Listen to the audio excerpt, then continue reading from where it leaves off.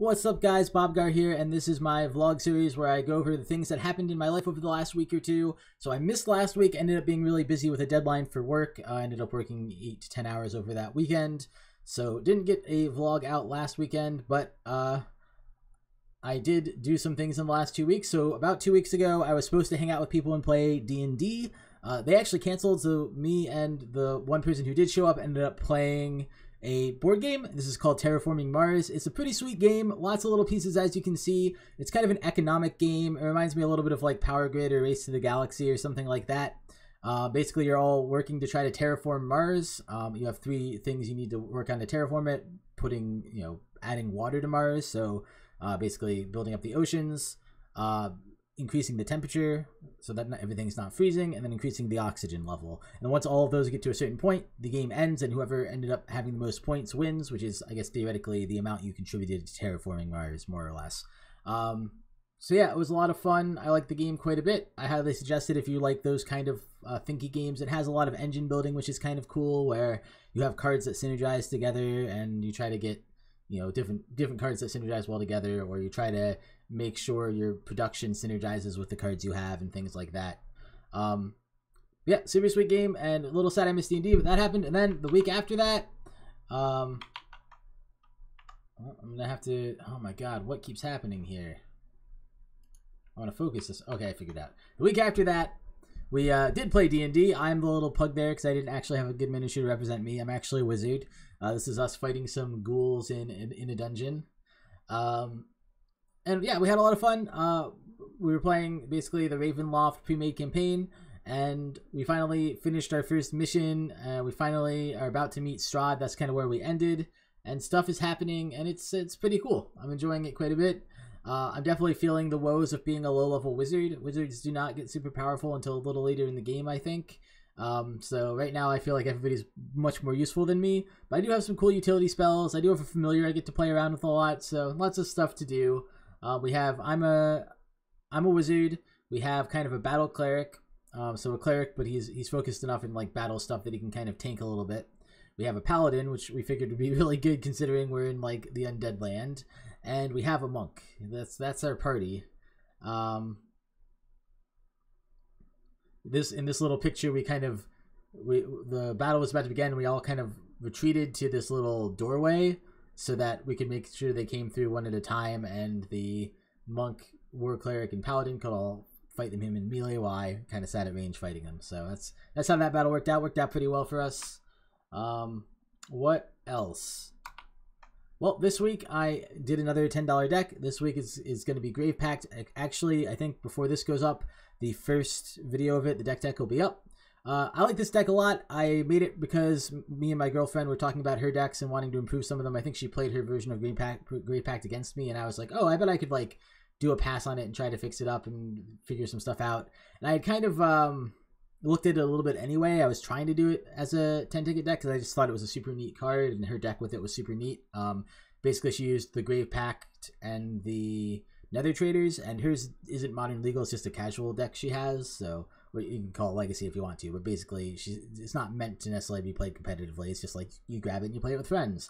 But so it uses some slightly broken things like Buried Alive, I think, is the one that lets you get any three cards out of your deck and put them in your graveyard, and they can even be the same card. So she can literally just put 2 Nether Traders in her graveyard, and then as soon as she gets anything to sack or any creature dies, she can just like start that cycle of like sacking 1 Nether Trader, bringing back another. I think hers uses Blasting Station too, which is also pretty sweet in the deck because it untaps every time. Is it every time a creature enters or every time a creature dies?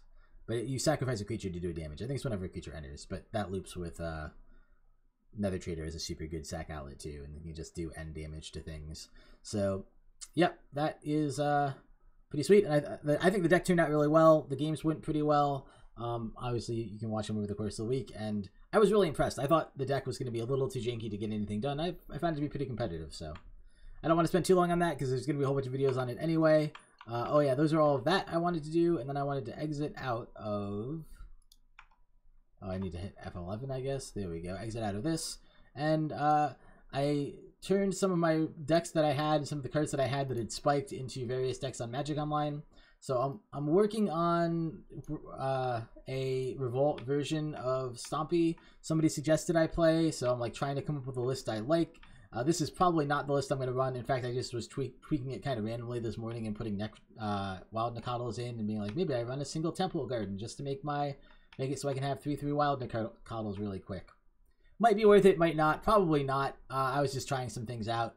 But I did get a couple Blood Moons for it. I did end up grabbing some Atarkus Command. I'm a little low on the fetch lands that you should really have on it. I'm running 2 Arid Maces, which can only grab Stomping Grounds and Temple Garden in the deck, which feels a little bad. So I don't know exactly what to do about that, but you do need a bunch of these fetch lands in order to trigger your Revolt. So ideally I would get another Wooded Foothills or Verdant Catacombs or one of those green X fetch lands, but some of them are kind of expensive, so I don't know when and if that would happen. Misty Rainforest is the last one, but I also bought some other decks that I plan on playing a little bit in Modern, some full price ones. This should be pretty close to a full priced Naya Burn list. I took most of it off the internets, but I did have to tweak the mana base a little bit. I only have not two Sacred Foundries. I only have 2 Arid Maces. In this, it really doesn't matter what fetches you have. I think I'm 1 fetch short from what I see most people running. I see most of them running 10 fetches, 10 non-fetches, but still, it's pretty close. The reason you run so many fetches is partly to thin your deck and partly to make sure you can Searing Blaze at instant speed and have extra Searing Blaze triggers if you want to later game. So that's kind of why the fetches are kind of nice. It also lets you grab the Sacred Foundries or Stomping Grounds if you need them. Stomping Grounds is really only useful for the sideboard for the Destructive Revelries, but yeah. I've been playing this one a little bit. Seems like a lot of fun. And then this is the other one I bought. This one's not as this is a pretty close to top tier deck, I think. I also got a Titan Breach deck, which I think is a little less close to top tier. Basically, the Summoners packs went down to like $1, which I mean I don't think they were that expensive anyway. I think they were like 2 or 3, but since they were reprinted in Masters 25, which all of these copies are from, they went down to like about $1-ish, and I was like, for $1 I'll buy those. And what am I going to do with those? Well, the obvious thing to do with them is Primeval Titan.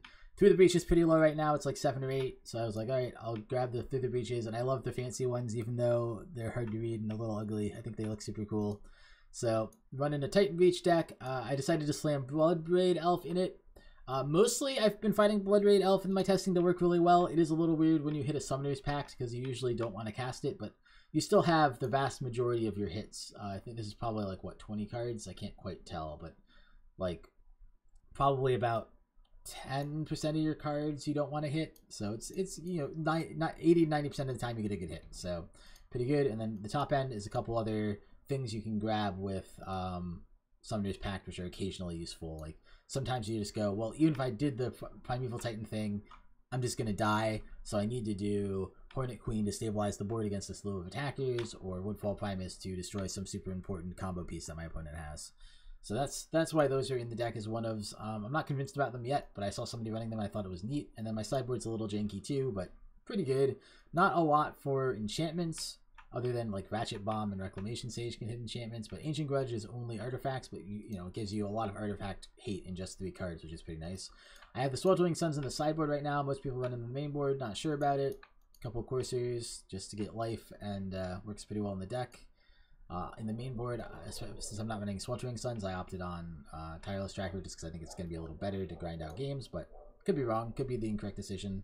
And some Relics for Graveyard Hate. It's a pretty typical deck. This one's, again, not top tier, but probably pretty close to top tier. Probably like a pretty reasonable tier 2 deck. Had pretty good success with it. It's one of those ones that's combo-y, so it's like super draw dependent. It's like sometimes you have 3 Through the Breaches. It's like I kept the hand with 1 Through the Breach and no Primeval Titan and no Pact. But I mean, it's more likely that I'm going to draw a Pact or a Primeval Titan than it is I'm going to draw 2 more Through the Breaches, and you just draw 2 more Through the Breaches and nothing else. And you're like, okay, I ramped into having 3 Through the Breaches in hand and nothing else, and then I die on turn 4 or 5. So that could be me not mulliganing well, but that does happen in the deck a little bit. So that was all of that stuff I wanted to talk about. I'm probably going to be playing through leagues with those either as streams, which I've been doing a lot of streaming over the last couple weeks. If you haven't been watching it, definitely check out the streams. I did a whole lot of Cube, which I love and I think is really fun to watch, but you know, If you're not into it, that's fine. But if you are, go back and watch them. They're still fun to watch after the fact, I think. And I also did one Masters 25 draft. Didn't go that well for me, but it was a lot of fun for anybody who watched that. Definitely pretty cool stuff. I might do another couple Masters 25 drafts, although I'm not super high on it. I'm like not that good at normal draft sets, and it's closer to a normal draft set than it is to something like Cube. So I don't know. I might do one or two, but I probably won't do a lot. And I also might do some streams. I'm not sure whether I want to do them as streams or whether I want to do them just as videos, but I'll probably do some series with a couple of the decks here. Revolt, probably at least Revolt, Stompy, Niaburn, and Breach Titan. Maybe some other decks too. I do have some other kind of borderline decks that I could play through leagues. I'll point out they can't even right now just because it was this cool deck idea that I don't have the cards to make work. But the idea was I would just super ramp into Void Winnower to take away all their 2, 0, 2, and 4 drops. And then I was hoping to buy Chalice of the Voids for really cheap after the reprint, but they really only went down to 20, and I didn't feel like spending 20 on them. But I was going to slam Void Winnower and 4 Chalice of the Voids and just keep the deck super rampy. Maybe even add Simian Spirit Guides, and then just kind of go, you can't play 1s, you can't play 3s, and you can't play anything even. This is like, your deck can basically play no spells, just hard lock you out of casting anything. I didn't think it would be good, I just thought it would be hilarious. Anyway, I just wanted to point that one out. And the last thing I wanted to show before I went, this week's social event, it feels like I'm getting to have a social event every week. I'm going to switch on my webcam so you can see my beautiful face, even though it's not very beautiful. And a giant black screen behind me, because it's in green screen mode, and I don't have anything behind this in the thing. But I'm going to my friend's birthday party, got to give them a commander deck. So I found if I had something to do with the commander deck. I think she's going to like it. I hope so. And yeah, that should be a fun thing to do. I'm actually have to leave for that in like half an hour, 45 minutes or so. Actually, probably more like an hour, but I'll be doing that soon. That should be cool. I think we're going to play some board games. Probably not any Magic. I think I'm not going to bother bringing my Magic stuff. If people there have Magic stuff they want to play, I might join if they have spare decks, but it sounded like people were more interested in board games, and there's some non-Magic people there, I think, so board games might be a little more inclusive.